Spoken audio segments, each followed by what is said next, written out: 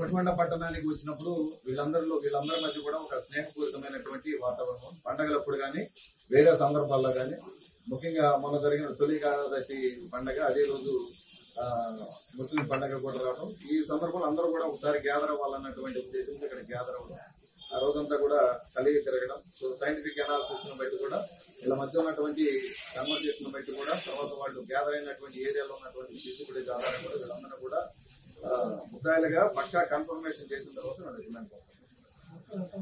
Of investigation ఇంకా జరుగుతూ ఉంది సార్.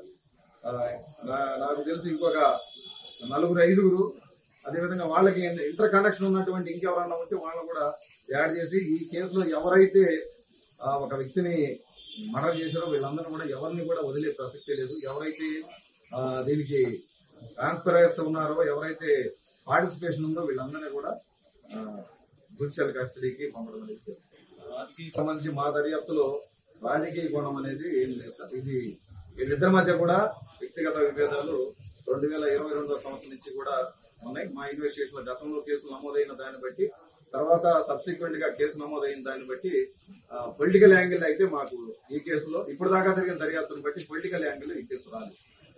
పార్ట్ ఆఫ్ ఇన్వెస్టిగేషన్ లో వీళ్ళు చెప్పేటువంటి కన్ఫెషన్ బట్టి కానీ, సాక్షులు చెప్పే సాక్ష్యాన్ని బట్టి కానీ వాళ్ళ రోల్ ఎస్టాబ్లిష్ అయితే తప్పనిసరిగా వాళ్ళు కూడా అరెస్ట్ చేసి వాళ్ళు కూడా రిమాండ్ పంపడం. ఇక్కడ కొంతమందికి ప్రీవియస్ హిస్టరీ ఉంది. భరత్ సిద్దిక్ అనే అతనికి ప్రీవియస్ గా కేసుల్లో ఇన్వాల్వ్ అయినటువంటి సందర్భాలు ఉన్నాయి. కాబట్టి వీళ్ళందరూ కూడా ఎవరైతే మరొక కేసులు ఇన్వాల్వ్ అయ్యారో వీళ్ళందరూ కూడా వెంటనే రౌడీ షీట్ ఓపెన్ చేయమని కూడా గౌరవ ఎస్పీ గారు ఆర్డర్స్ ఇస్తున్నారు. ఇలాంటి చర్యలు ఎక్కడా కూడా పునరావృతం కాకుండా ఉండటానికి వీళ్ళపైన రౌడీ షీట్ ఓపెన్ చేయడం, తర్వాత వాళ్ళని ఫాలోఅప్ చేయడం అనేది కూడా జరుగుతుంది.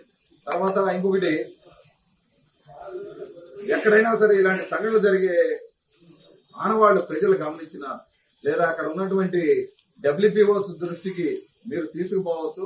అదేవిధంగా అక్కడ ఉన్నటువంటి ప్రజలు, లీడర్స్ వీళ్ళందరూ తెలుస్తూ ఉంటుంది. ఇలాంటి చర్యలు జరిగే అవకాశం ఉంది అన్నప్పుడు తప్పనిసరిగా పోలీసు వారి దృష్టికి తీసుకొని వస్తే ఇలాంటి చర్యలు మేము అరకట్టడానికి అన్ని రకాల అవకాశం ఉంటుంది. కాబట్టి ఇప్పుడు మీడియా ద్వారా ప్రజలందరికీ కూడా రిక్వెస్ట్ చేస్తా ఉన్నాం.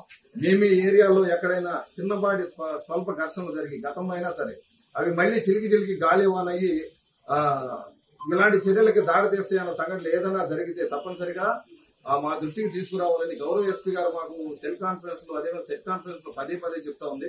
ప్రీవియస్ హిస్టరీ ఏదైనా ఉండి దానివల్ల మళ్ళీ అది చిలికి గాలివాన్ అయ్యి అది పెద్ద ఎలాంటి ఉపద్రవాలు దారి తీసేటువంటి ప్రమాదాలు ఉంటే తప్పనిసరిగా మా దృష్టికి తీసుకొస్తే మేమే ఆడకొచ్చి ఆ సమస్యని పరిష్కరించేటువంటి అవకాశం ఉంది.